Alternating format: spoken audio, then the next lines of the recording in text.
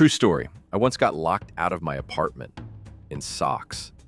No phone, no keys, just me, a grocery bag, and the cold stare of my own door like, repent, mortal. So when people talk about Canossa, the emperor in the snow asking a pope for forgiveness, I feel seen. I, too, have negotiated with a door. Quick setup. It's 1077. Big fight called the investiture controversy. Who picks bishops, the emperor or the pope? Words were said, letters were fired. The pope, Gregory VII, excommunicates Henry IV. That's spiritual unfriending plus political, you can't sit with us. Bad for emperors, bad for vibes. Enter Matilda of Tuscany with the ultimate Airbnb, a mountain castle called Canossa. Gregory is inside, Henry shows up outside. Legend says he's barefoot in the snow wearing a penitent's wool. I'm over here like, same, but mine were Costco socks. Our narrator today, the porter at the gate. His orders are simple. Do not open. Not for kings, not for drama, not even for a bro 5 seconds. So the emperor stands there. Day 1, day 2, day 3. And the porter does tiny human things, slides a cup of warm broth through the slit, listens to the wind, wonders if forgiveness has a temperature. There's a reason this moment sticks. A gate is a mood. Inside, authority, rules, the weight of the whole church. Outside, a man who wore a crown and now wears humility on his face like frost. Is every detail literally true? Probably not. Medieval sources love a good, barefoot for 3 days flourish. But the core? Henry came. He asked. He waited. He got absolution. That part's solid. Meanwhile, diplomacy hums. Abbot Hugh of Cluny tries to keep everyone's blood pressure down. Matilda keeps the tea hot and the swords sheathed. Gregory prays, thinks, and remembers that shepherds carry both a staff and a heart. The porter keeps not opening, because sometimes love looks like a boundary. Look, I would have cracked on hour 2. I'd be like, Your Majesty, come in, wipe your feet, there's soup. This is why I do not run castles. I run microwaves. Anyway, day 3, the door opens. Not a dramatic blast, a careful crack. Henry steps in, penitent. Words are said, conditions made, absolution given. Outside, footprints start to blur as the snow softens. Inside, the air warms a notch. Here's the twist. It worked. Temporarily. Politics did what politics do.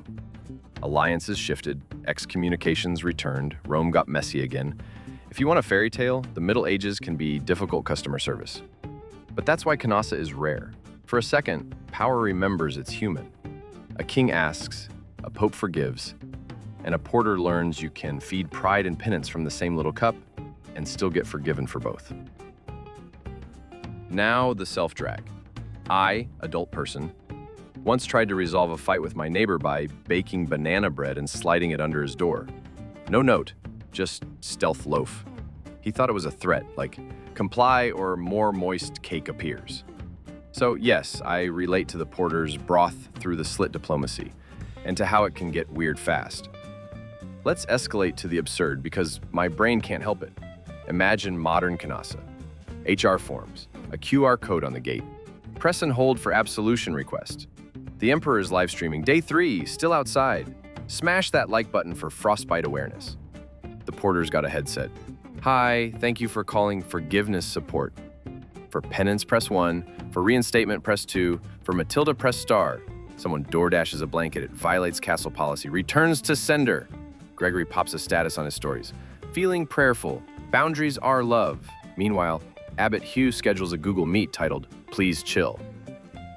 Back to the real story. Canossa wasn't about humiliation. It was about order.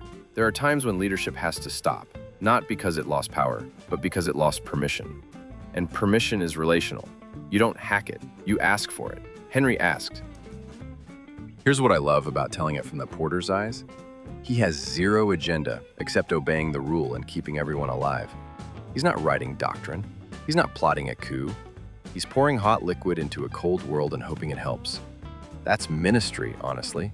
Tiny mercies that don't trend. Also, listen to the irony. A door that refuses to budge creates the only opening that matters. Inside Henry, maybe. Inside everybody watching, definitely. Because suddenly the question isn't who wins, it's who bows first. That's harder. That's better. And yes, after Canossa, Henry and Gregory clash again. Kings will king, popes will pope. But now the grammar is different. Now they both know what it feels like to stand in the snow and to stand at the threshold, to wait, to decide, to forgive. What did the porter keep? Probably not a souvenir. Maybe a memory of a hand touching the door from the other side at the exact moment he reached for the latch. Maybe the sound a gate makes when pride softens. Not a clank, a sigh.